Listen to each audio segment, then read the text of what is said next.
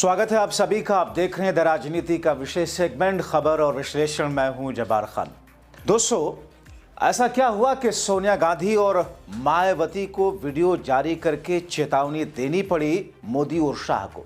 मगर उससे पहले आप इस वीडियो को देखिए जिसमें सोनिया से जब किसी ने एक सवाल किया तो फिर उन्होंने कैसे कहा कि राहुल शेर है, मैं शेरनी हूं। शेर बच्चा पैदा किया है। मैं शेर नहीं हूँ।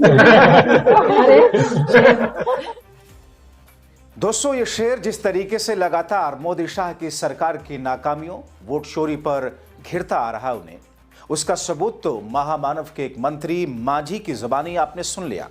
कैसे बीजेपी और एनडीए के लोग चुनाव जीतते हैं, मगर फिर भी चुना लगाने वाला चुनाव आयोग कोई सफाई देने की स्थिति तक में नहीं आया।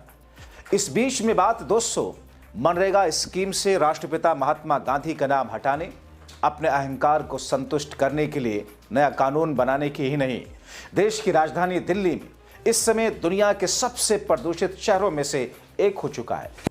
दुनिया में सबसे ज्यादा प्रदूषित 50 शहरों में से 45 शहर भारत के हैं और दिल्ली का हाल आपके सामने है। आप देख रहे हैं कि कैसे मोदी साहब लाल किले के प्राचीर से खड़े होकर के क्या कुछ कहते नजर आए थे। जरा सुन लीजिए 22 सेकंड का एक वीडियो। चुने हुए 100 शहरों में प्रदूषण कम करने के लिए हम एक होलिस्टिक अप्रोच के साथ एक मिशन मोड में काम करने वाले हैं। हमने दुनिया भर के सबसे प्रदूषित 50 शहरों की लाइव लिस्ट चेक की। इन 50 में से 47 शहर भारत के हैं। दिल्ली एनसीआर के कमोबेश सभी इलाकों का AQI 400 पार है। ये सबसे खतरनाक हैजार्डस कैटेगरी में आता है। मगर दोस्तों, जिस तरह मोदी सरकार ने गरीबों के हक पर डाका डालते हुए उनसे उनका अधिकार छीनने का खूबसूरत खाका तैयार किया, जिस तरह राष्ट्रपिता का नाम खुरच खुरच कर उस स्कीम से हटाने की कोशिश की, जिस तरह नया कानून बनाकर मजदूरों के सिर से छत छीनने का काम किया, उसे सोनिया गांधी ने बेनकाब कर दिया है। सोनिया गांधी ने एक वीडियो जारी कर मोदी शाह की सारी गलतफहमी दूर कर दी। बता दिया, अहंकार में डूबकर मन मर्जी फैसले देश पर थोपना देश विरोध है, छोड़ेंगे नहीं। भाई और बहनों, नमस्कार। मुझे आज भी याद है 20 साल पहले डॉक्टर मनमोहन सिंह जी प्रधानमंत्री थे।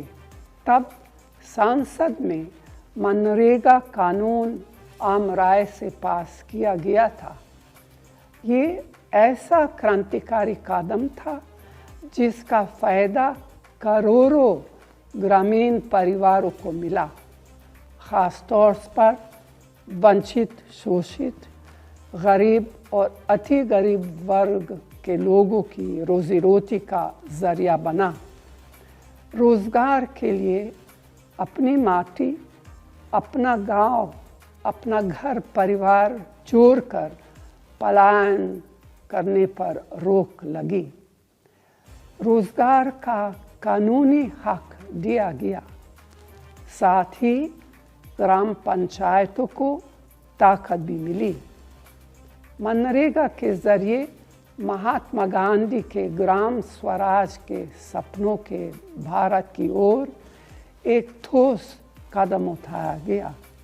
पिछले 11 सालों में मोदी सरकार ने ग्रामीण क्षेत्रों के बेरोजगार, गरीबों और वंचितों के हितों को नज़रअंदाज कर मनरेगा को कमज़ोर करने की हर कोशिश की। जबकि कोविड के वक्त ये गरीब वर्ग के लिए संजीवनी साबित हुआ। लेकिन बहुत अफसोस की बात है कि अभी हाल में सरकार ने मनरेगा पर बुलडोजर चला दिया। न सिर्फ महात्मा गांधी का नाम हटाया गया, बल्कि मनरेगा का रूप स्वरूप बिना विचार विमर्श किए, बिना किसी से सलाह मशवरा किए, बिना विपक्ष को विश्वास में लिए मनमाने ढंग से बदल दिया गया। अब किसको कितना, कहाँ और किस तरह रोजगार मिलेगा, यह ज़मीनी हकीकत से दूर दिल्ली में बैठकर सरकार तय करेगी। कांग्रेस का मनरेगा को लाने और लागू करने में बड़ा योगदान था, लेकिन यह पार्टी से जुड़ा मामला कभी नहीं था। ये देश हित और जनहित से जुड़ी योजना थी। मोदी सरकार ने इस कानून को कमज़ोर करके देश के करोड़ों किसानों, श्रमिकों और भूमिहीन ग्रामीण वर्ग के गरीबों के हितों पर हमला किया है। इस हमले का मुकाबला करने के लिए हम सब तैयार हैं। 20 साल पहले अपने गरीब भाई बहनों को रोज़गार का अधिकार दिलवाने के लिए मैं भी लड़ी थी। आज भी इस काले कानून के खिलाफ लड़ने के लिए प्रतिबद्ध हूँ। मेरे जैसे कांग्रेस के सभी नेता और लाखों कार्यकर्ता आपके साथ खड़े हैं। जय हिंद। दोस्तों, दरअसल मोदी सरकार के हर कदम के पीछे एक ही मंशा, बहुसंख्यकों के एक बड़े तबके को खुश करके चुनाव जीतना। मगर देश के बहुसंख्यकों का 1/3 हिस्सा भी बीजेपी के साथ नहीं जाता, यानी कि बहुसंख्यकों का महज 33% ही चुनाव में मोदी और बीजेपी के साथ जाता है। बाकी 65% के आसपास मोदी के विरोध में होता है। इसीलिए उनको चुनाव आयोग और एजेंसियों के साथ की जरूरत पड़ती है। इसीलिए वो बैलेट पेपर पर चुनाव के लिए तैयार नहीं। इसीलिए वो ईवीएम और मतदाता सूचियों के साथ खेल करते हैं, जिस पर मायावती ने मोदी शाह को खुली चुनौती दे डाली। कहा, बीजेपी के राष्ट्रीय नेताओं को, प्रधानमंत्री नरेंद्र मोदी को और अमित शाह को मैं खुली चुनौती देती हूं कि आप सही मायने में ईमानदार हैं तो ईवीएम की बजाय चुनाव बैलेट पेपर पर कराकर देख लें। भारतीय जनता पार्टी के राष्ट्रीय नेताओं को, प्रधानमंत्री श्री नरेंद्र मोदी को और बीजेपी के राष्ट्रीय अध्यक्ष श्री अमित शाह को मैं खुली चेतावनी देती हूं, यदि आप सही मायने में ईमानदार हैं तो आप मुख्य चुनाव आयुक्त को लिखकर दो कि ये जो चुनाव है तो हम बिल्कुल, हमको सही वोट पड़ा है। यदि वो सही ईमानदार हैं तो ये वोटिंग मशीन वाला जो है चुनाव, तो इसको रद्द करा के मुख्य चुनाव आयोग को बोले जो पुरानी व्यवस्था थी बैलेट पेपर की, उससे चुनाव कराएं। जो पुरानी व्यवस्था थी बैलेट पेपर वाली जो है उससे चुनाव कराएं। यदि इनमें थोड़ी सी भी ईमानदारी है, हमने उनके ऊपर आरोप लगाया है। हमने मुख्य चुनाव आयोग को भी लिखकर दिया है चिट्ठी, जो उसकी भी कापी हम आपको दे देंगे। यदि उनमें थोड़ी सी भी ईमानदारी है और वो कहते कि नहीं हमारे पक्ष में वोट पड़ा है, तो उनको घबराना नहीं चाहिए।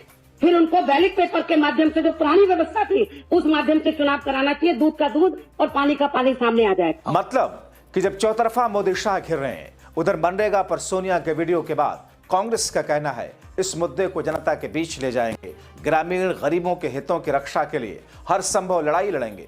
मनरेगा को कमजोर करने, महात्मा गांधी का नाम हटाने के सरकार के कदम को कांग्रेस ग्रामीण भारत पर हमला बता रही है।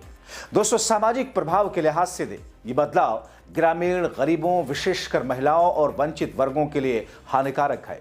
कांग्रेस और अन्य विपक्षी दलों ने इसे गरीबों के अधिकारों पर हमला बताया। नेता विपक्ष राहुल गांधी ने कहा कि मोदी सरकार महात्मा गांधी के विचारों, गरीबों के अधिकारों से नफरत करती है।